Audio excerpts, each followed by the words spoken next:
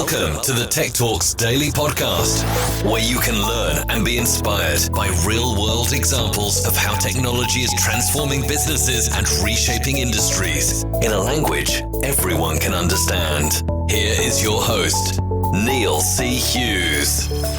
Welcome back to the Tech Talks Daily Podcast with me, Neil Hughes. Now, one of the biggest trends that I've seen in the last few months is that many organisations are beginning to work differently. They've broken away from those old habits and are now saying we need to keep changing, we need to keep evolving and not lose momentum or fall back into those bad habits. And we've stopped talking about working in the office versus working from home because the reality is a hybrid approach and the ability to work from everywhere. Because COVID-19 fundamentally changed the way humans work with technology. And as organisations position themselves for 2021, Deloitte's 2021 Global Human Capital Trends Report points to Superteams as a make or break factor for growth. But what are Superteams? That's something I want to explore today. And we're also retiring those old AI articles in our news feeds talking of a robot apocalypse. Because business leaders who are best positioned to thrive this year know that technology is not a substitute for workers. Instead, things like AI and automation technologies can augment the human capabilities of agility and resilience to great effect. So today I've invited Deloitte Human Capital leader Jeff Schwartz onto the podcast to discuss the report findings and how organisations can adopt Superteams to reimagine how work gets done. And we're also going to talk about his new book, Work Disrupted: Opportunity, Resilience and Growth in the Accelerated Future of Work. We have a lot to get through. It's a great interview, this one, so buckle up and hold on tight so I can beam your ears all the way to New York so we can speak with Jeff Schwartz from Deloitte. So a massive warm welcome to the show, Jeff. But can you tell the listeners a little about who you are and what you do? Thank you. Thank you so much. It's great to be here. I'm Jeff Schwartz. I'm a senior consulting partner at Deloitte Consulting. Hopefully most relevant for our discussion today. I have been leading our human capital trends research globally since 2011. So I've got about 10 years looking at that. I also lead our future of work practice, and I've just released a new book, Work Disrupted, on opportunity, resilience, and growth in the accelerated future of work. So really glad to be with you today and your listeners. It's great to have you on, and we've got so much to get through. I'm quite excited to have you on. And I think there's so much going on in the world at the moment. And as organisations position themselves for 2021, I recently came across Deloitte's 2021 Global Human Capital Trends Report, which points to Superteams as a make or break factor for growth. So just to get everyone on the same page here, can you tell me a little bit more about the report and the kind of people that you surveyed? Absolutely. So we've been doing the global human capital trends research here at Deloitte since 2011. And in 2012, we added a global survey to the report. So we've got about 10 years of data from between 100 and 140 countries. So it's been quite interesting, both business and HR leaders. And for the most recent report, the 2021 report that you were referring to a second ago, we did a survey in the fourth quarter of 2020, so sort of September, October of last year, well into COVID. And we interviewed about 6,000 executives around the world, and about 3,600 of them were senior executives, board CEOs, sort of top of the house. So we have some very interesting perspectives. In terms of Superteams, we've been talking and reporting in the last few years on the role of teams in organizations. We started talking a couple of years ago about the idea that organizations were moving beyond hierarchy and bureaucracy to what we called networks of teams. And what became really evident to us in the last year or two, but especially the last year, is that these teams are becoming super teams. And if I were to summarize that in a phrase, a super team is a team where people and technology are actually working on the same team. And we move beyond the notion that people and technology are competing with each other, and we look at ways of creating super performance by combining what people do really well, what teams do really well, and what technology can do, not replacing people, but actually augmenting what they do. So it's really about the augmentation, and it's really about organizational superpowers, Neil. Hopefully we can go into that a little bit more. Absolutely. And I do find it quite odd that a lot of yet to embrace super teams as a widespread strategy, especially when I think we all know that data silos or information silos and people competing against each other are just not fit for purpose anymore. So I'm curious, why do you think some organizations are yet to embrace super teams? Well, I think organizations are starting to, and hopefully we'll go into a bit about some of the disruption and acceleration we've seen in 2020, obviously driven by COVID.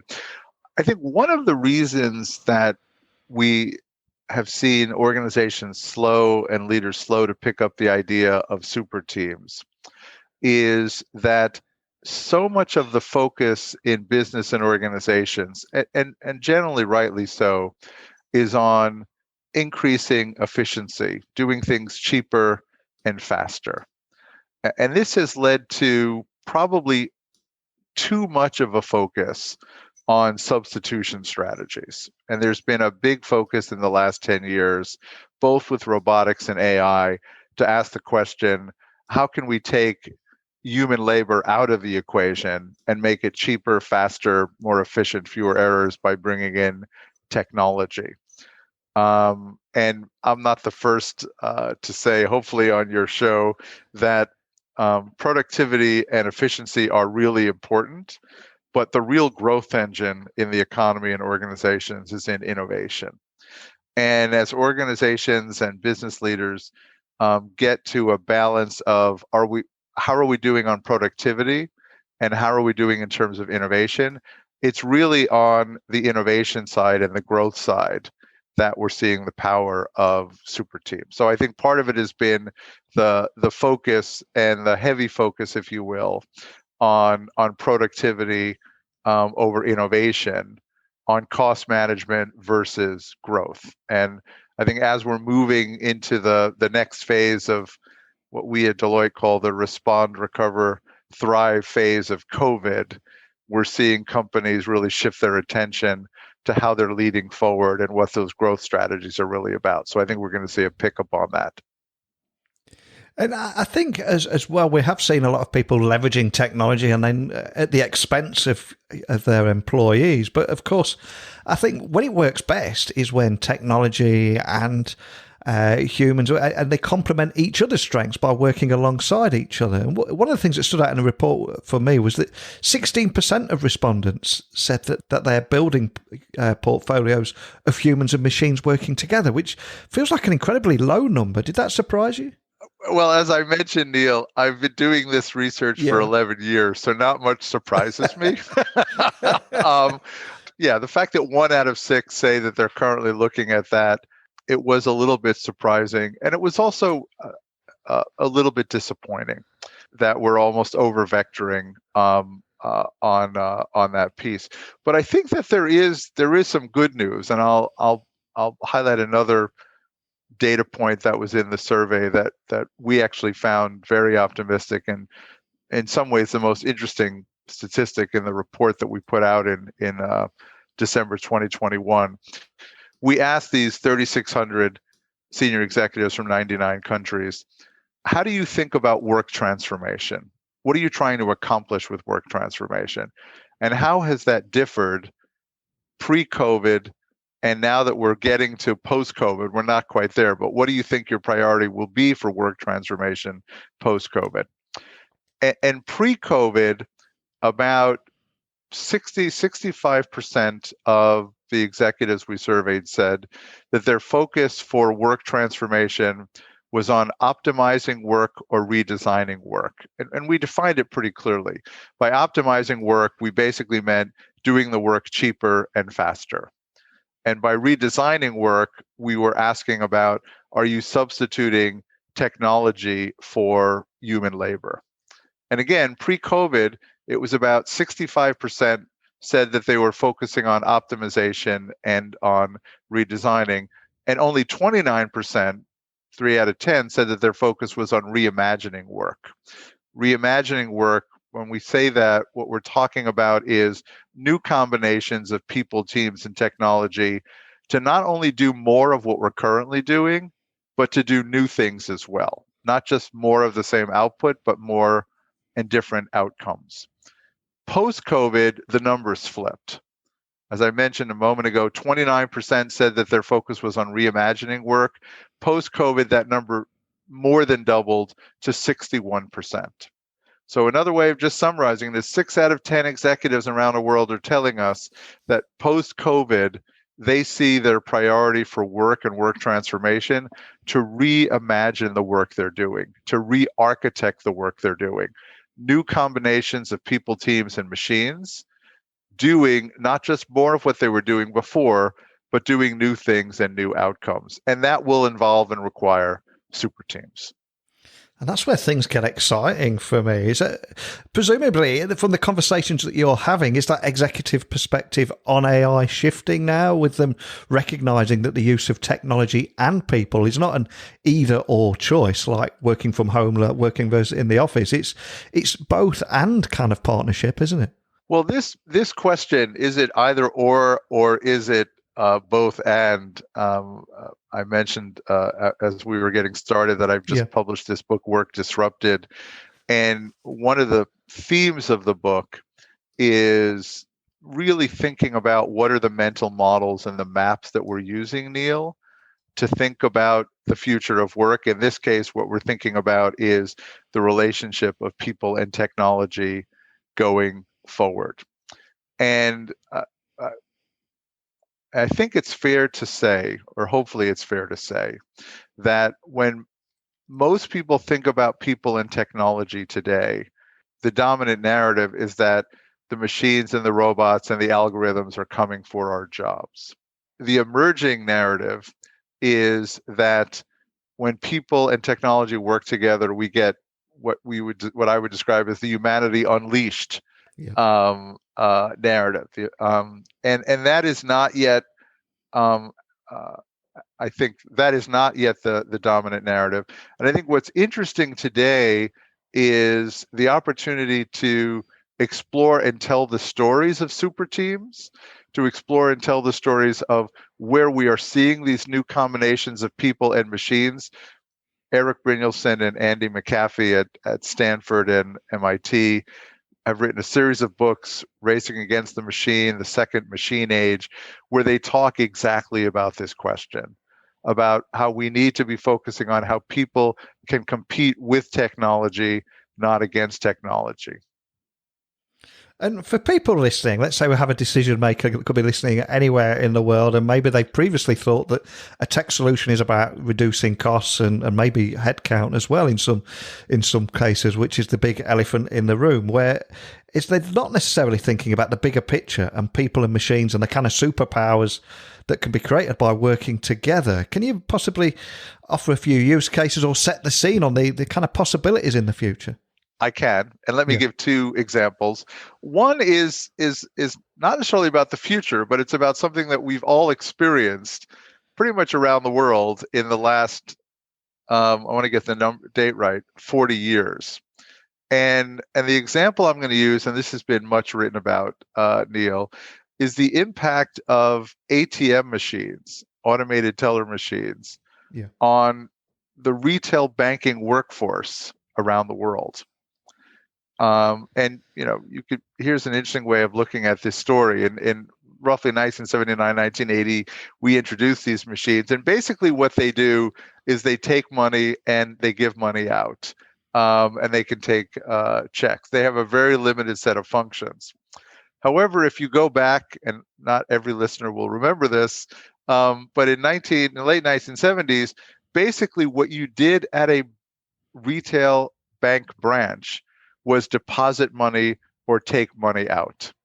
And then lo and behold, we introduced a machine that could do exactly that, right?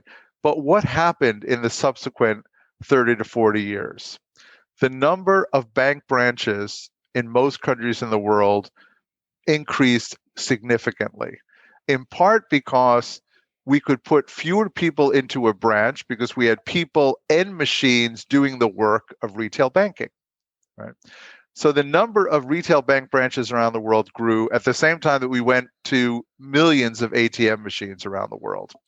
I know the US data better than other countries, but at the same time, for the first 30, 35 years, the growth in retail banking as a job was one of the fastest growing sectors in employment in the United States. It was an above average growth sector.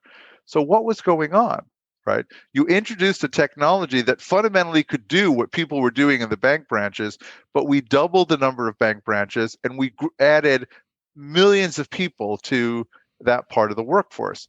What happened was retail banking expanded.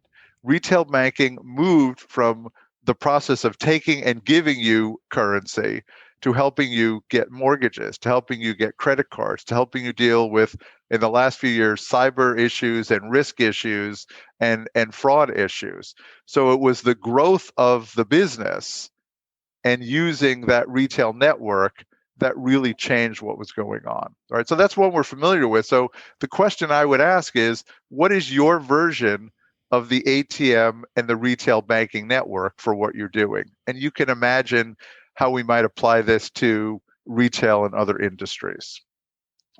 That's such a powerful example there, and one that I think will resonate with so many people. And I know you do explore a lot of these themes in your book, Work Disrupted, Opportunity, Resilience and Growth in the Accelerated Future of Work. But I'm curious, what inspired you to write the book, and what was the key message you wanted to deliver with it? Well, what inspired me to write the book was I was a few years into one of my roles at Deloitte. As I mentioned, in 2011, I took on the role of leading our research in human capital. And 2013, we started to look at issues that related to the future of work. We wrote an article in 2013 on the gig economy. That was early days, Neil, for the gig economy, 2013. People weren't quite sure exactly who Uber and Lyft and these companies were, and Airbnb. And then a couple years later, in 2015, we literally wrote an article entitled "Machines as Talent," and that really set us down the path to our thinking around how people and technology work together. And what I recognized was that we were going through some significant shifts in the future of work, the future of workforces, and the future of workplaces. But we were doing it with old maps and old mental models. So the real inspiration for the book comes to a quote from Albert Einstein. You can't go wrong when you quote somebody like a Nobel Prize winning physicist, who said you can't use an old map to explore a new world. And what I found when we were looking at the opportunities across workforces and workplaces, when we were looking at the models of careers versus a one-box model, to the way that Linda Grattan and Andrew Scott at the London Business School talk about 100-year lives and the long tail of longevity. What happens when a career is a portfolio, but not a set of linear steps in a ladder? The mental models for management, for organizations, and then what do these new mental models and maps mean for us as individuals, as business leaders, and also as citizens and communities? So it was a way of literally challenging myself and us to think about, if the world changes, we need new maps. And what I try to do in the book is to explore what those new maps and mental models are. That was my inspiration. You can hear my excitement even talking about it, hopefully, Neil. I can. It really comes across. And on that subject, I'd love to try and channel a little bit of that, because when we're talking about artificial intelligence, automation technologies, and augmenting the human capabilities of agility and resilience and building those superpowers, what is it that really excites you about them? Well, it's really interesting. It's very, very interesting. I'm going to give another example on people working with machines, and I think this will help you and your listeners understand my excitement. This comes from Eric Topol. Dr. Topol is a a medical doctor in the United States. He wrote a fantastic book called Deep Medicine, looking at AI and healthcare and medicine. And he uses as an example, we talked about the ATM machine a moment ago. Now I'm going to very briefly talk about radiologists. And there was a view a couple of years ago that because AI algorithms are really good at reading medical scans, and they are really good at it, that some people were predicting that we won't need radiologists anymore, the people that read the scans. And Dr. Topol really flips it around, and he says, what we need in the future, and the challenge for radiologists, is to become Renaissance radiologists. And a Renaissance radiologist doesn't compete with the algorithm to work on the diagnosis. She or he partners with the algorithm. And if the algorithm can help us understand how to do the diagnosis and read the scan more quickly, then the radiologist can spend more time doing what Eric Topol calls deep care. And deep care are the things that a human physician, a human clinician, a human nurse can uniquely do. Explain to the patient the illness, explain to the patient what the medical condition is, help them understand what the therapies are, what they need to do, how their family can help, and focus a little bit more on treatment and a little bit less on diagnosis, which I think a lot of us would like for our healthcare system to do. But what excites me is this idea of deep care. What excites me is the idea of identifying what are the things that humans can deeply do. What are we talk about the enduring human capabilities, asking questions, solving problems, social intelligence, working in teams, flexibility, learning, breadth. Machines are very good at narrow questions. People are very good at broad questions. And what excites me in a phrase, Neil, is that we all have the opportunity to ask the question, what is the Renaissance version of what we are trying to do? What is a Renaissance radiologist, a Renaissance doctor? What is a Renaissance teacher?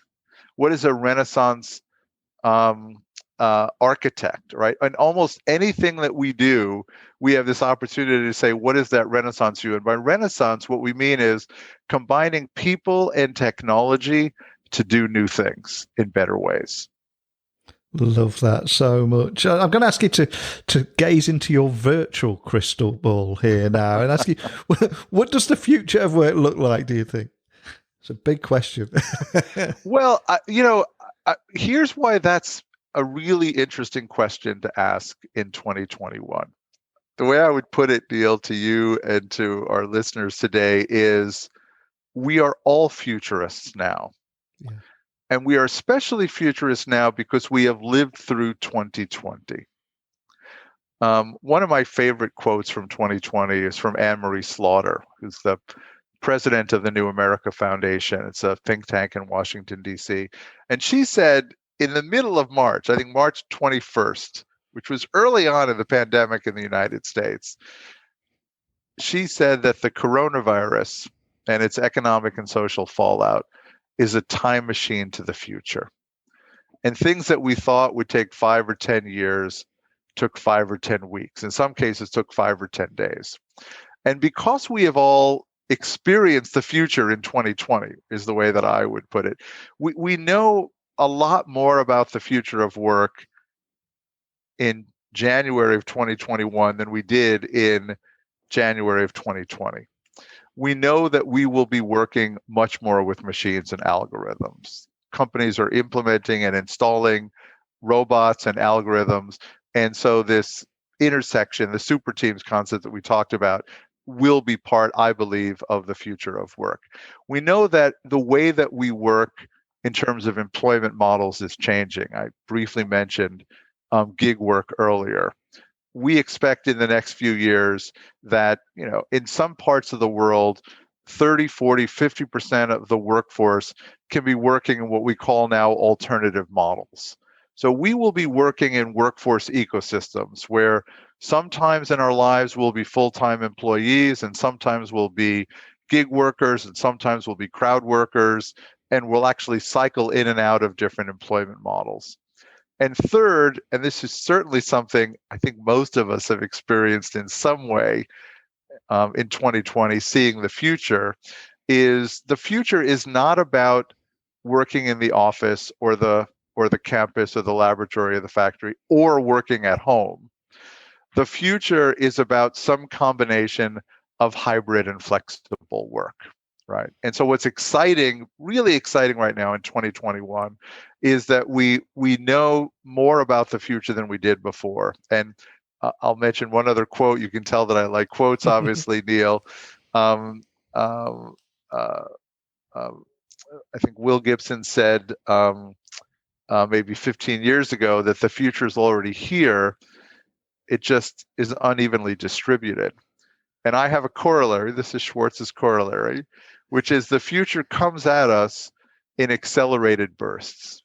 And 2020 was one of those accelerated bursts. So I think that's really helped us get a sense as to what's happening with workforces and workplaces, how careers need to change, how management needs to change, how organizations need to change. And I think the real opportunity now is, and this is actually the last part of our Human Capital 2021 report, is we need to lead forward now as we pivot from responding and recovering from COVID to going into the post-COVID world. We call it the Thrive world. We need to really lean into reimagining work, building those human enduring capabilities, and creating a future, whereas in the last year we've been responding quite a bit. So I see the future of work is about reimagination, about re-architecture. I think it's a renaissance. I'm hoping it's a renaissance. And I think preparing ourselves for that is the exciting part of what's ahead. Yeah, I think so many people think and feel that way at the moment and don't want to return to that old way of doing things and those archaic processes, and they're looking at new ways of doing things.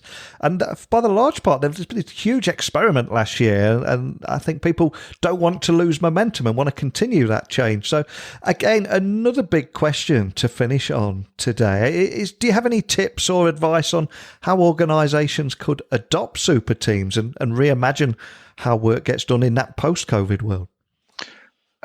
Absolutely. And I'll end with my final, this isn't a quote, but this is a statistic, Neil.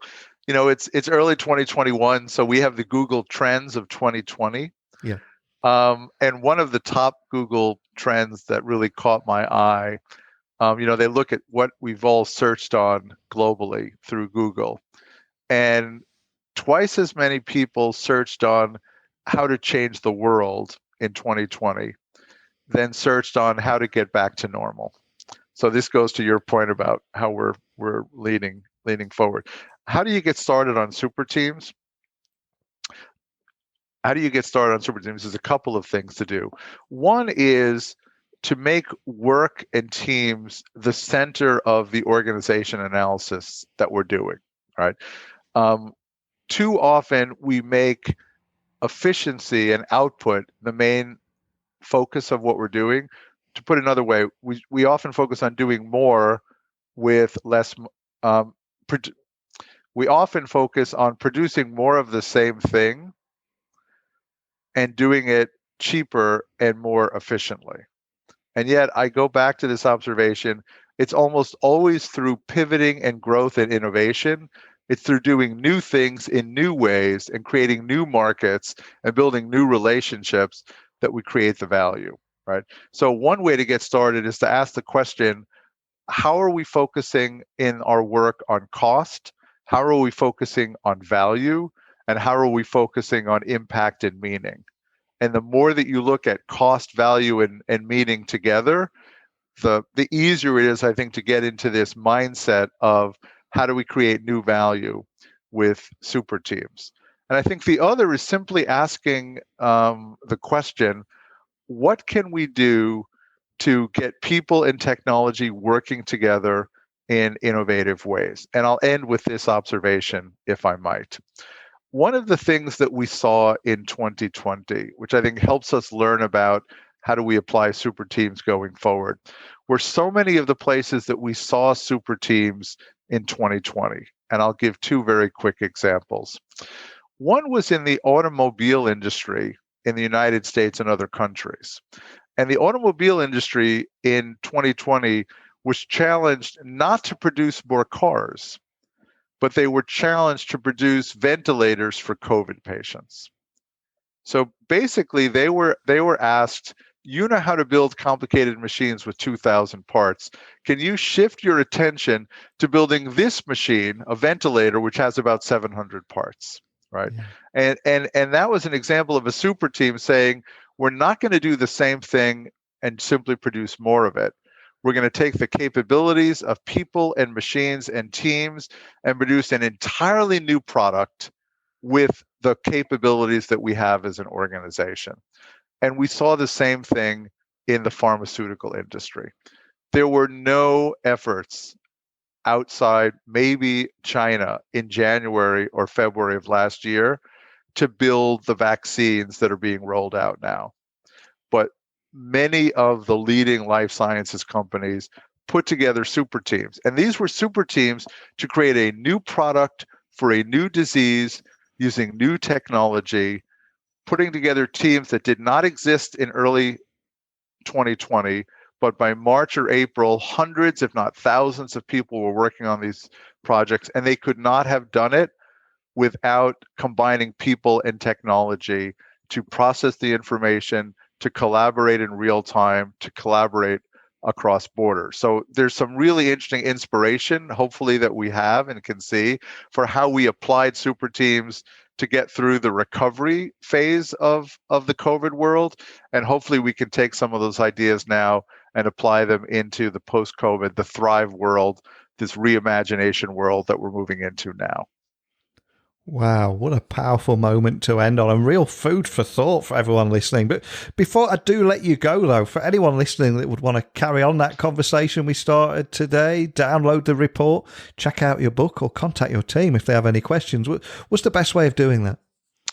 Well, the best way of doing that is to go to the Deloitte.com website, which is a global website around the world. And within the Deloitte.com website, if you go to the human capital area, you'll find both information on the 2021 Human Capital Trends Report. In fact, you can see all our reports going back to 2011, and we have versions in, I think, about 10 different languages. And you'll also see the link to Work Disrupted, which is on the Deloitte.com website. So that's probably the best place to go. You can also go to almost any online bookseller and find the book. Fantastic. Well, one of the reasons I record this podcast every single day is to hammer home the point and showcase that technology works best when it brings people together. And hearing you talk today about super teams and their powerful combinations of people and technology and leveraging their complementary capabilities to enable greater innovation and productivity at speed and scale that have not been possible until now. It just ticks so many boxes for me, and your passion and excitement for the subject really shines through. So I hope to meet you for a beer one day, but if we're allowed to fly and go to a tech conference, all those cool things that we missed too. But more than anything, thanks for joining me today. I look forward to meeting you for a beer or at a pub somewhere, and hopefully that day will be before the end of 2021. As a fellow quote guy, I can say I love chatting with Jeff and could chat with him for hours. And I particularly love the quote about you cannot explore a new world with an old map. I'm sure that resonated with a few of you listening too.